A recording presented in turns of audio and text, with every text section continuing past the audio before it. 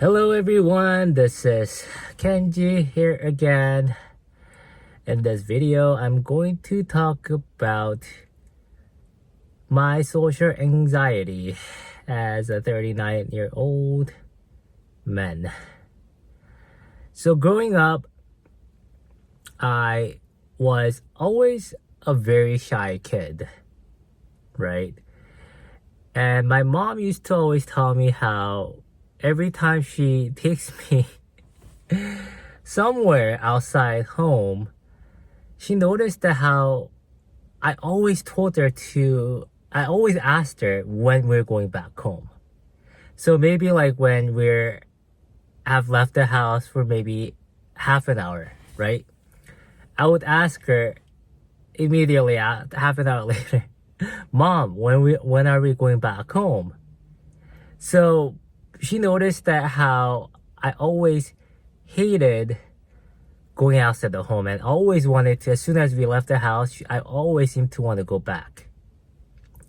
Whenever she took me to her friend's house and she would try to have me play with their friends' kids, and I didn't really seem to enjoy it that much.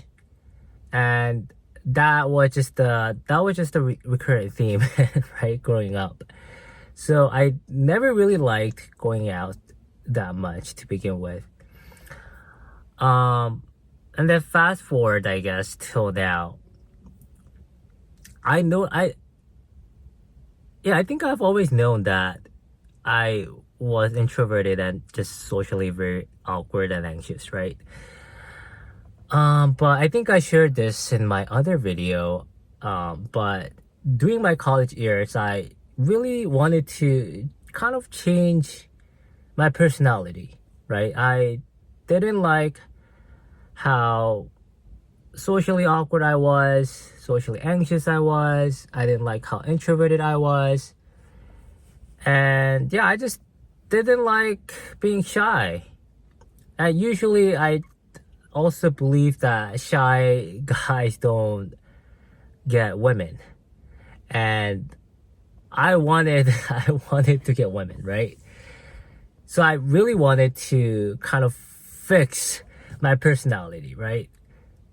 So during college years, I intentionally pushed myself to go out of my comfort zone, trying to look like I am extroverted, trying to look like I'm not as socially anxious.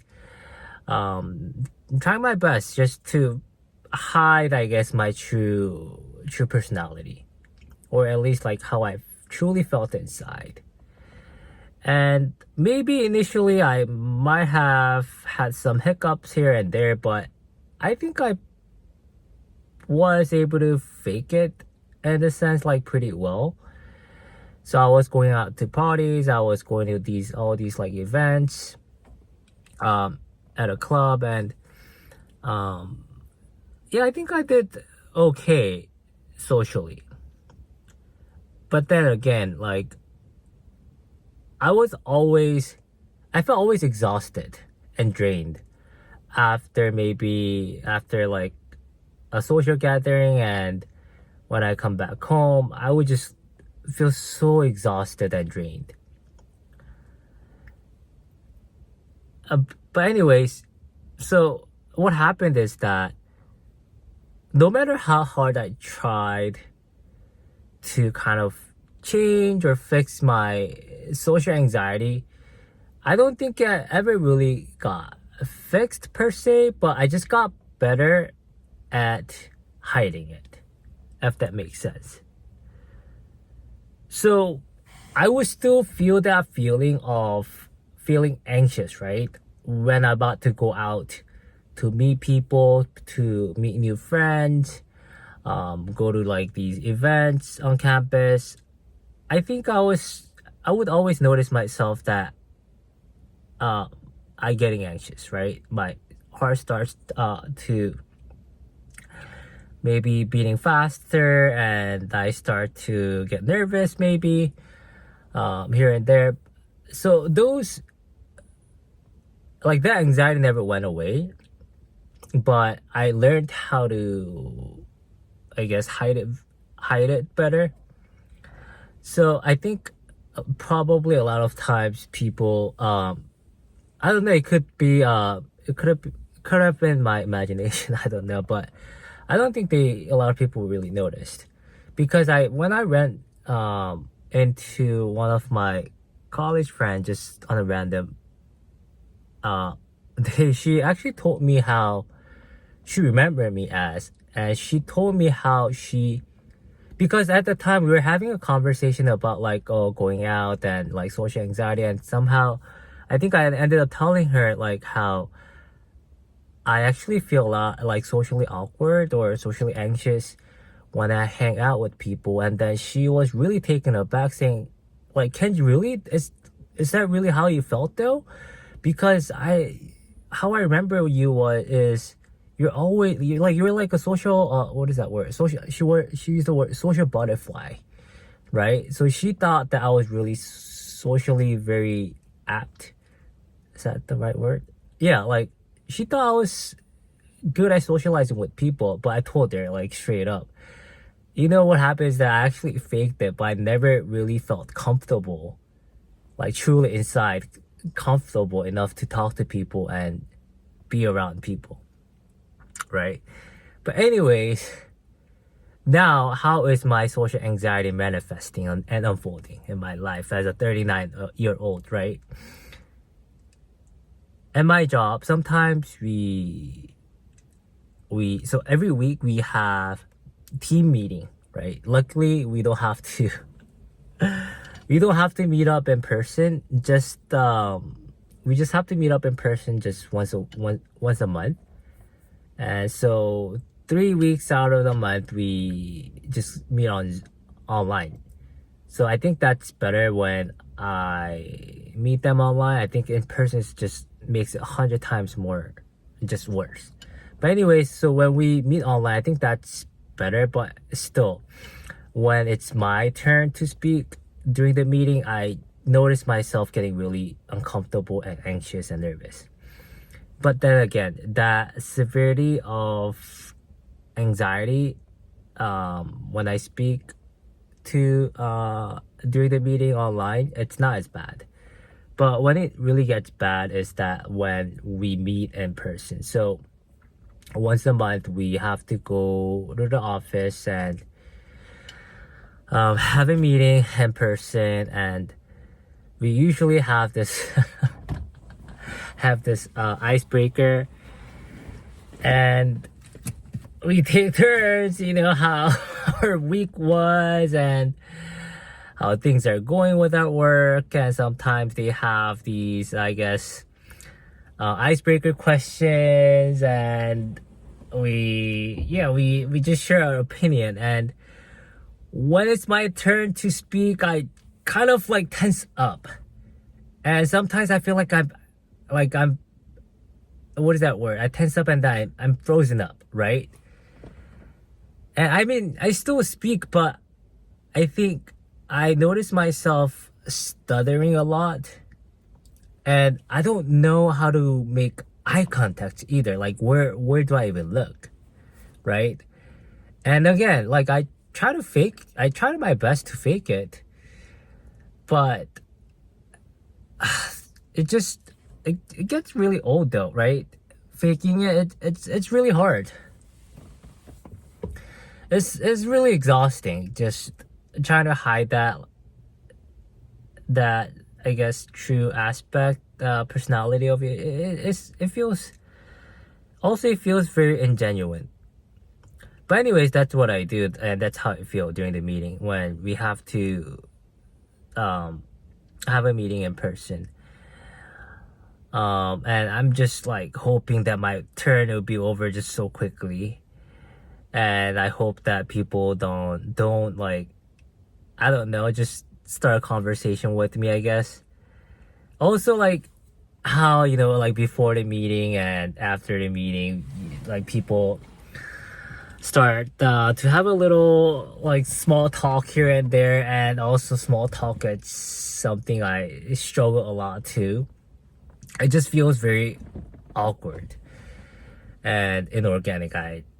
I don't know. Maybe it's a cultural thing. I never it was able to integrate, but it just seems kind of unnecessary.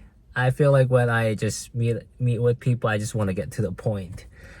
I don't know, but anyways, that's also what I struggle too. And sometimes our company holds these luncheons or dinners or whatever for the entire staff, right? And that's another hurdle, right? I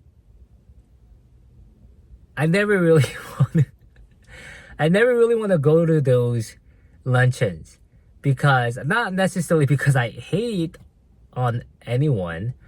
I love my team. I love the people I work with. But again, it's just my social anxiety that's really getting in the way. And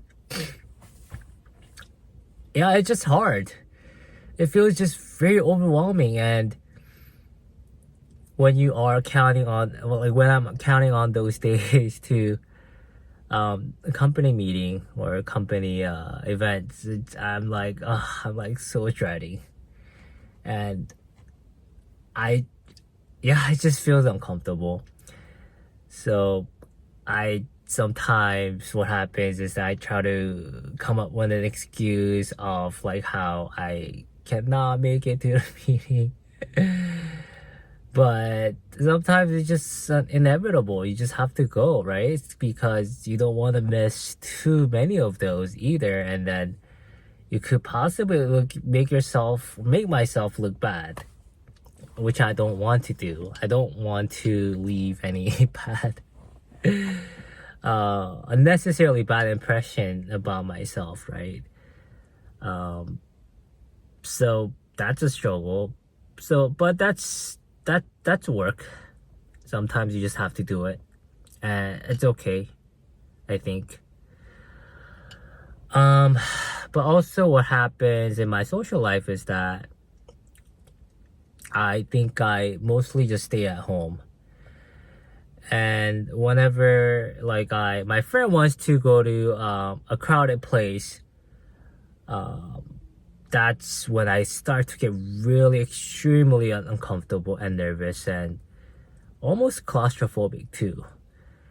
When you go to a mall or a crowded place, I know that people are not looking at me.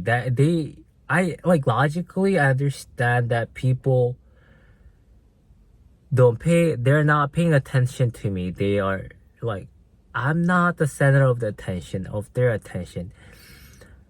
I'm almost like an invisible person. But why is it that still, it almost makes me feel like emotionally, right, that people are looking at me and judging me. It's just such a confusing and conflicting feeling, because again, logically it makes I understand that people don't care about me. They couldn't care less about me, I'm nobody.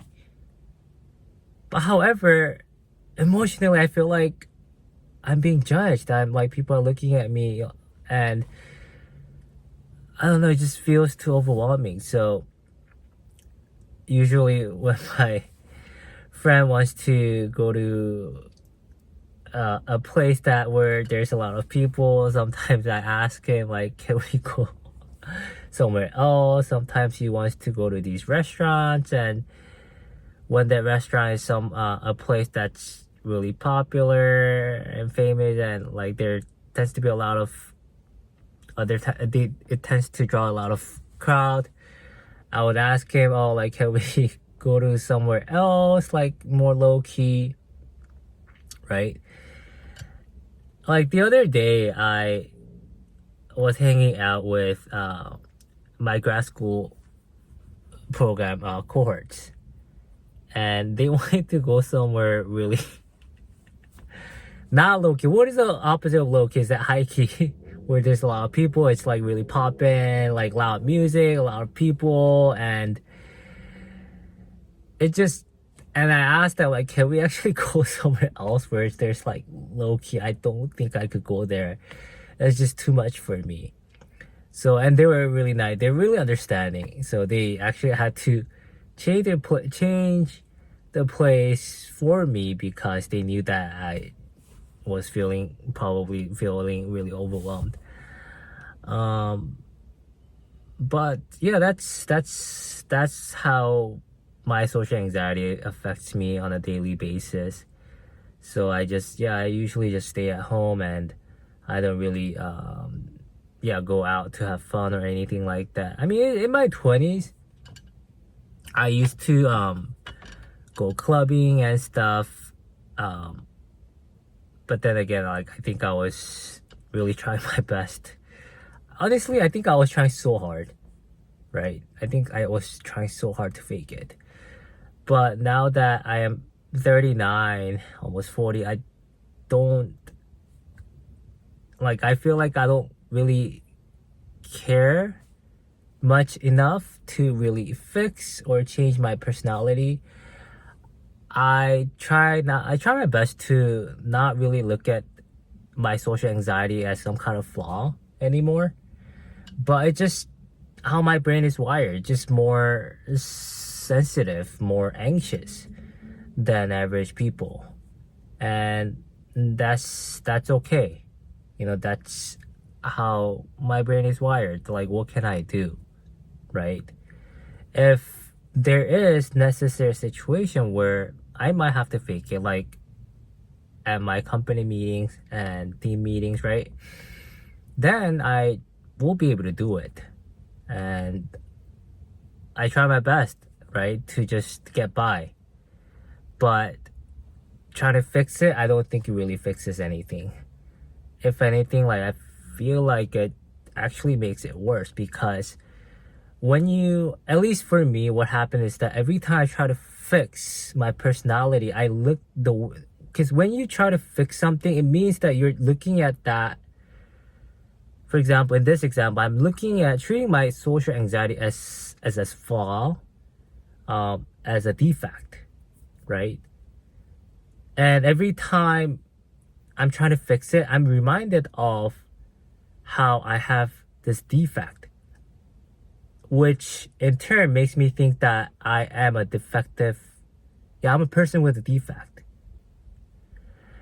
And the harder you try, the harder you're reminded that you have this flaw in you, this core flaw in you that has been a big part of your life, big part of your identity, and it usually just backfires. I feel like.